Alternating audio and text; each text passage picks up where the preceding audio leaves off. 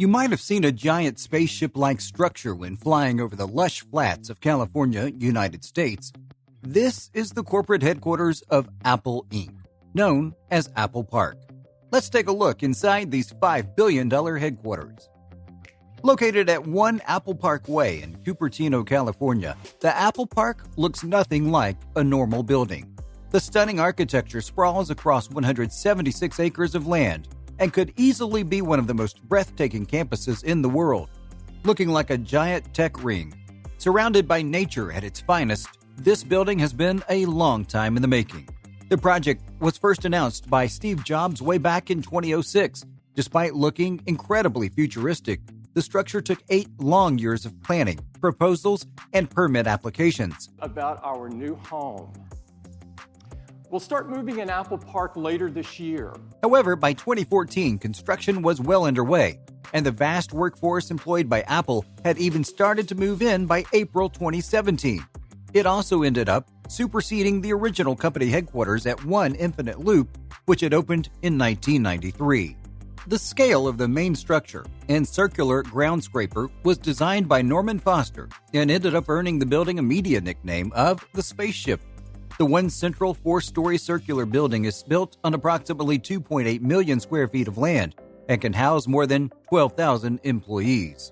Moreover, the suburban site totals 175 acres, giving the campus the space Steve Jobs wanted to make it look less like an office park and more like a nature refuge. The co-founder of Apple wanted green space planted with drought-resistant trees and plants, indigenous to the Cupertino area, which is what 80% of the site consists of, bringing his vision to life.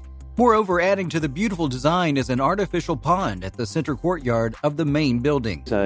Every minute, why are we talking about this? This is what we're working on. What is now a ring-shaped iconic symbol for the Apple brand, it speaks volumes about the company's dedication to effortless design, sustainability, and the future of technology. The announcement that Apple had acquired 9 contiguous properties to build a second campus called the Apple Campus 2 was made by Apple's then CEO Steve Jobs to the City Council of Cupertino. The idea for a new headquarters was conceived by Apple's former chief designer Johnny Ive and Steve Jobs. Apple's immediate choice to design the project was Ive, who then worked closely with Foster to design every detail from the glass panels to the elevator buttons over 5 years. On February 22, 2017, the official name of the campus, Apple Park, was announced, and the auditorium was decided to be named the Steve Jobs Theater. Apple's growing like a weed. The project was originally expected to break ground in 2013 and open in 2015. However, the project was delayed starting in 2014 and opening for workers in April of 2017. As a result of the Apple Park built around the area, surrounding streets also benefited from increased tourism and rising real estate values of local housing, as Apple employees often preferred to live near the workspace. In his final public appearance before his death in 2011, Steve Jobs was quoted as saying, "It's got a gorgeous courtyard in the middle and a lot more. It's a circle, so it's curved all the way around. This is not the cheapest way to build something. Every pane of glass in the main building will be curved. We have a shot at building the best office building in the world. I really do think that architecture students will come here to see it." Advertised as, quote, a perfect circle, the ring-shaped building was not originally planned to look how it does now. However, it was this circular design that got the cost of the entire project to reach such astronomical levels. Measuring 1 mile in circumference, there are buses and bikes provided for employees to get from one end of the campus to the other. You can imagine the size of the campus by that fact only. Steve's spirit and timeless philosophy on life. There's also a network of roads and parking spaces provided under the building. Moreover, you can also find 7 cafes and a 100,000 square foot fitness center. The largest cafe has 3 levels and seating for 3,000 people. It also has glass railing with no metal support and is surrounded by extensive landscaping. The mezzanine itself is built on a space of 20,000 square feet and can accommodate 600 people and 1,750 seats on terraces outside with a capacity to serve 15,000 lunches a day. Furthermore, the Steve Jobs Theater alone can seat up to 1,000 people and is located atop a hill on the campus. An underground auditorium, the theater was intended for Apple product launches and press meets. The first press event at the Steve Jobs Theater was held September 12, 2017, where the iPhone 8, iPhone 8 Plus, iPhone 10, Apple Watch Series 3, and Apple TV 4K were all announced. The theater also has a large, above-ground, cylinder-shaped lobby with stairs that lead down to the auditorium.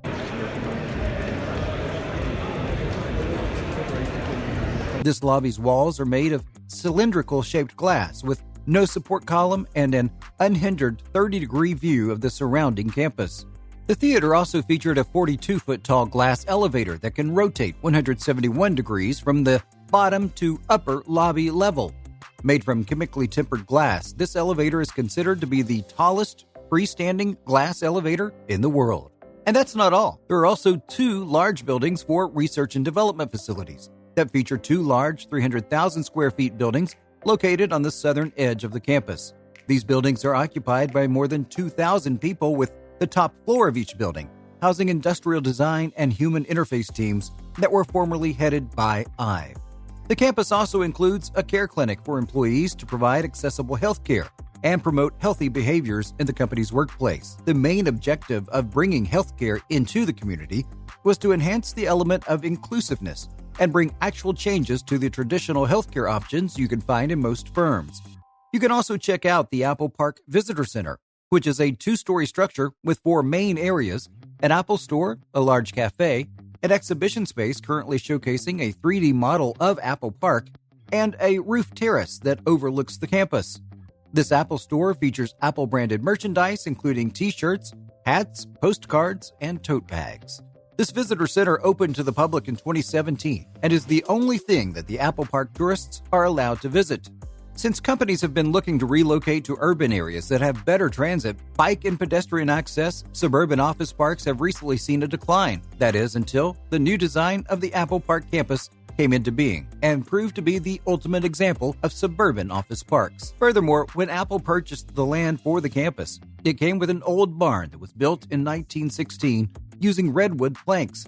There were many discussions between Apple, the Cupertino Historical Society, and the city of Cupertino about what should be done with the barn. Eventually, Apple decided to keep the barn on the property as it is and use it to store maintenance tools and other landscaping materials.